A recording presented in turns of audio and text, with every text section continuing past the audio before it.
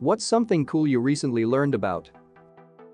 You know how human blood shed their nuclei so that they can carry more oxygen? Well, bird blood keeps their nuclei so their blood can replicate itself as it travels across the body. Their blood self-duplicates. Human blood comes from our bone marrow, but by having their blood replicate, bird bones can be lighter, so the birds can fly with less effort.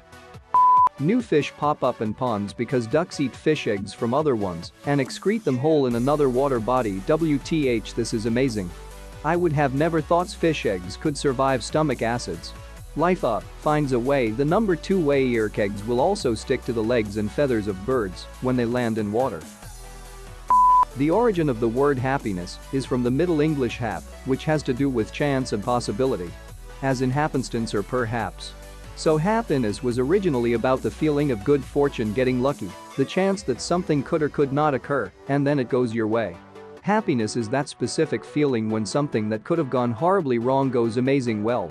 Somewhat relatedly, weird word is the old Anglo-Saxon word for fate. The average color of the universe is number FFF87, hex triplet value, and is called cosmic lat. However, this was only after the calculations were corrected, and before the correction it was believed to be a minty turquoise green. It was octarine, the color of magic. It was alive and glowing and vibrant, and it was the undisputed pigment of the imagination, because wherever it appeared it was a sign that mere matter was a servant of the powers of the magical mind. It was enchantment itself. But Rincewind always thought it looked a sort of greenish purple. The Color of Magic by Sir Terry Pratchett. New STPGNU STPGNU STPO. I've seen the infinite, it's nothing special, don't be daft man, you can't see the infinite, it's infinite. President Calvin Coolidge had a pet raccoon in the White House named Rebecca. She was supposed to be for Thanksgiving dinner, but she was too cute to eat. This was the 1920s. I think it's interesting that raccoon was apparently a normal dish to eat then. Lol, imagine just going outside to take your trash out and you see a family of raccoons. Oh. I've been wondering what to eat for dinner. I should eat raccoon. When I was around 8 or 9 we had a neighbor drop off a foil pan of what looked like tiny ribs. He watched us all eat and then decided to tell us that was coon. Not cool, Daryl, was it good? I've heard beaver ribs are pretty good. Rodents can't vomit. This is exactly why rat poison works. They can't vomit up the poison. I learned that from an episode of Scream Queens. Lol, not only would I have survived your attempt on my life, it would have also made me skinnier. It's true though. Use rat poison long enough and they might develop a gag reflex again.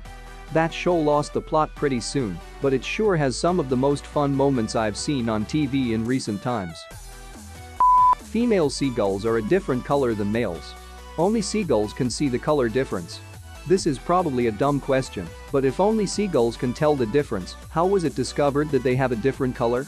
I know birds have extra rods and cones in their eyes that allow them to see colors beyond our range. A lot of birds can see ultraviolet light, so if you shine a black light on them, you should be able to see the difference.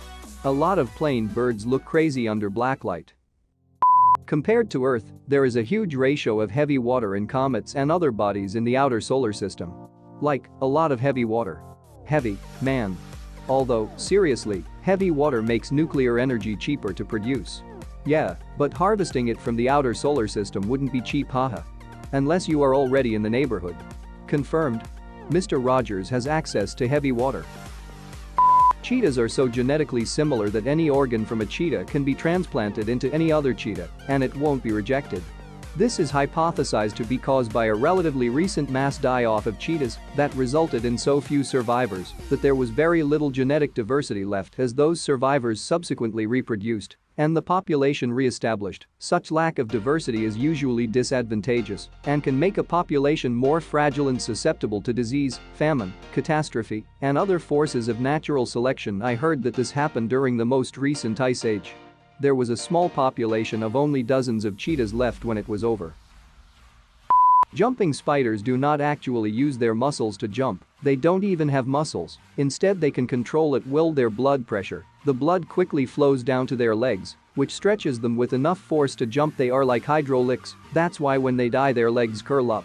Because there's no pressure in their legs also, if you poke a hole in the spider's abdomen, I think, behead, they lose the ability to control their blood pressure and are essentially paralyzed. Pretty sure this happens to any creature you poke a hole in. Not really. Most creatures are pretty adaptable at overcoming a single hole poke. It's all about where it is. Weird sisters as the fates makes total sense. Yeah, the weird sisters are the first thing I thought of, too. Anglo-Saxon had some amazing words. Obviously we can't undo the evolution of language, but it makes me so curious as to how English would sound with less French and Latin influence. I wonder if things like word would have kept their original definitions. Would sound more like German and Dutch and be very similar to them in structure. Learn German and looking at Old English I can recognize a lot of stuff that isn't in modern English anymore. Wombats and some other Australian animals have biofluorescent fur, it glows under UV light. Don't wombats also poop cubes? Yeah, I think it's to stop the poop rolling and keep it in a specific spot. I've heard of people who keep their poop. I'm not sure what level of hoarding that is, but it's definitely not beginner. Constipation? Didn't catch the typo. No, I mean more like curation. Museums are struggling to keep the appropriate humidity levels for their collections because of the lack of foot traffic and people breathing in the buildings due to COVID. They'd be the perfect location for the next anti-mask protest. Please wear masks in museums. The water vapor in your breath, just like the carbon dioxide, will pass right through the masks. You can save the paintings without killing your fellow man.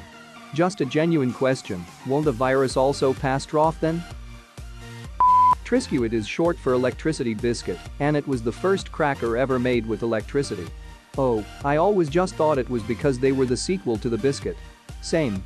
I always just assumed the monoscuit was a legendary consumable found in some ancient ruin. Never should have come here. I came here to find interesting facts, and the most interesting thing so far is a damn conspiracy theory about biscuits. Shouldn't you be out getting a flag thrown for excessive celebration?